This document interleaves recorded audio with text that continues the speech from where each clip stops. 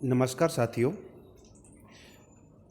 आज हम बात करेंगे पाश्चात्य प्रतिनिधि राजनीतिक विचारकों के अंतर्गत थॉमस एक्विनास के को मध्ययुगीन अरस्तु कहे जाने के कारणों पर कि थॉमस एक्विनास को मध्ययुगीन अरस्तु क्यों कहा जाता है।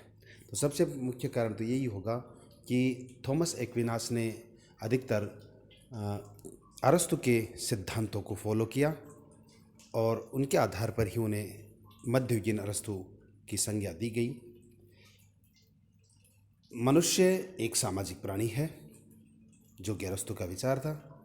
इस विचार को एक्विनास ने भी स्वीकार किया है। अरस्तु की भांति ही एक्विनास भी मानता है कि मनुष्य का विकास समाज में ही होता है।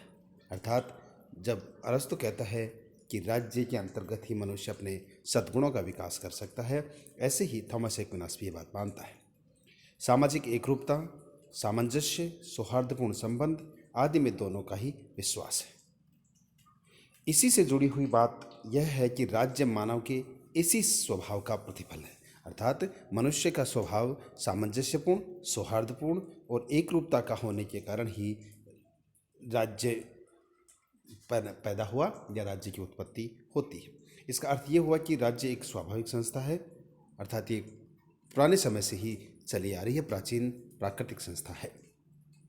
चूँकि राज्य के अंतर्गत ही मनुष्य का सर्वांगीण विकास संभव हो सकता है और इसके बिना सामुदायिक जीवन संभव नहीं हो सकता। बिना राज्य के सामुदायिक जीवन संभव नहीं हो सकता। अतः राज्य एक अनिवार्य संस्था है, राज्य होना जरूरी है, क्योंकि उसमें मनुष्य के सर्वांगीण विकास होगा। सार यह है कि एक्विनास और अरस्तु दोनों ही राज्य को एक स्वाभाविक और अनिवार्य संस्था मानते हैं। अर्थात राज्य जरूरी है मनुष्यों के लिए।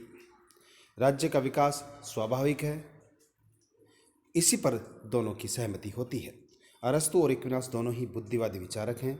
दोनों ही बुद्धि को ज्ञान का साधन मानते हैं। अर्थात बुद्धि के द्वारा ही मनुष्य को ज्ञान की प्राप्ति होती है, वह लौकिक सुखों की प्राप्ति हेतु होती है। लेकिन एक्विनास अरस्तु से यहाँ भिन्न मत रखता है, यानी बुद्धि के मामले में जो बात कही है उसमें थोड़ा सा एक्विनास से अरस्तु से भिन्न है और कहता है कि कुछ सत्य बुद्धि से नहीं जाने जा सकते।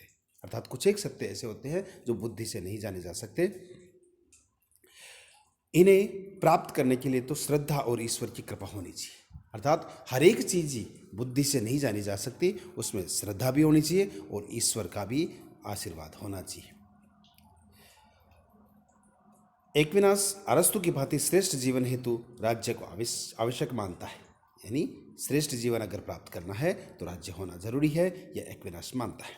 वह लौकिक सुखों की प्राप्ति है तो राज्य की भूमिका को रेखांकित करता है। जो लौकिक सुख है, सांसारिक सुख है, उनको प्राप्ति के लिए राज्य की भूमिका को इंगित करता है। वह इस बात से सहमत है कि व्यक्ति की नैसर्गिक आत्मा, जो प्राकृतिक आत्मा है, स्वाभाविक आत्मा है, उसकी अभिव्यक्ति राज्य में ही संभव होती है। अर्थात व्यक्ति अपने आप को राज्य के अंतर्गत ही प्रेजेंट कर सकता है, प्रस्तुत कर सकता है। सरकारों का वर्गीकरण भी करीब करीब अरस्तु द्वारा किए गए वर्गीकरण जैसा ही है। एक्विनास का जो सरकारों का वर्गीकरण अर्थात राज्यों का वर्गीकरण, क्योंकि अरस्तु ने राज्यों के कहा है, जबकि एक तरह से ये रूप हो सकता है सरकारों का, तो एक्विनास ने भी अरस्तु की भांति राज्य का वर्गीकरण प्रस्तुत किया है। उदाहरणतः राजतंत्र, कुलीन तंत्र और प्रजातंत्र। फिर इनके विकृत रूप निरंकुश राजतंत्र, अल्पतंत्र और भीड़तंत्र भी एक्विनास को स्वीकार्य हैं। अंतर यह है कि अरस्तु ने पॉलिटी को श्रेष्ठ माना है, जबकि एक्विनास राजतंत्र को ही श्रेष्ठ मानता है। कानून की अवधारणा में भी दोनों की काफी मिलती जुलती है। एक्विनास अरस्तु की इस बात से सहमत अवश्य है अरस्तु की बात से सहमत अवश्य है कि कानून विवेक का परिणाम है, लेकिन वह मानवीय और प्राकृतिक कानून के सामान्य रूप, शाश्वत और दैवीय कानून को न केवल जोड़ता है बल्कि शाश्वत को सर्वोच्च स्थान प्रदान कर देता है।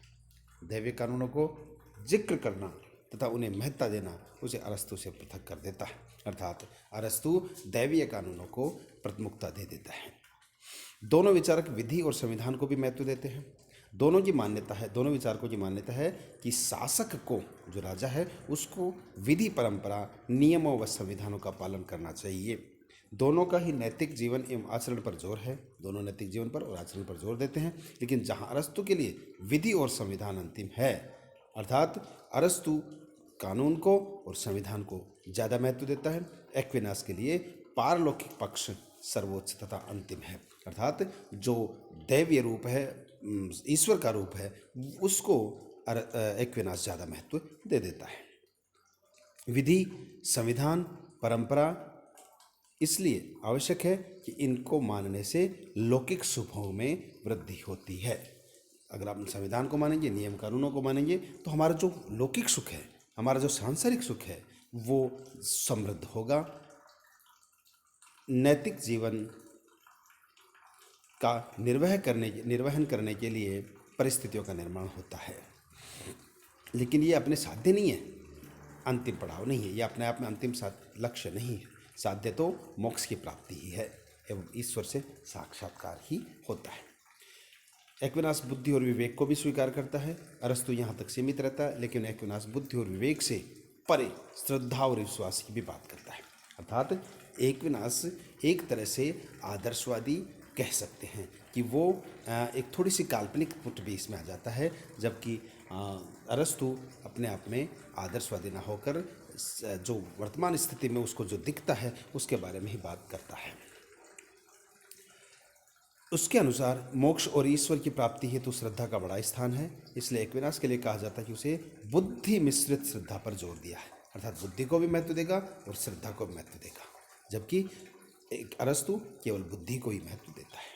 इन्हीं बातों को ध्यान में रखते हुए सेबाइन ने एक्विनास के चिंतन का अरस्तुवाद एवं मैक्सीन ने अरस्तु को मध्ययुगीन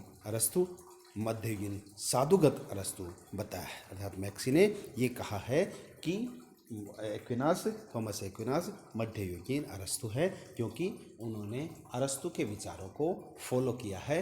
हो सकता है उसमें कुछ एक उससे भिन्नता हो, लेकिन ज़्यादातर जो विचार हैं वो अरस्तु से उन्होंने ग्रहण किए हैं, तो इस प्रकार इन्हें मध्ययुगीन अरस्तु कहा जाता है। धन्यवाद।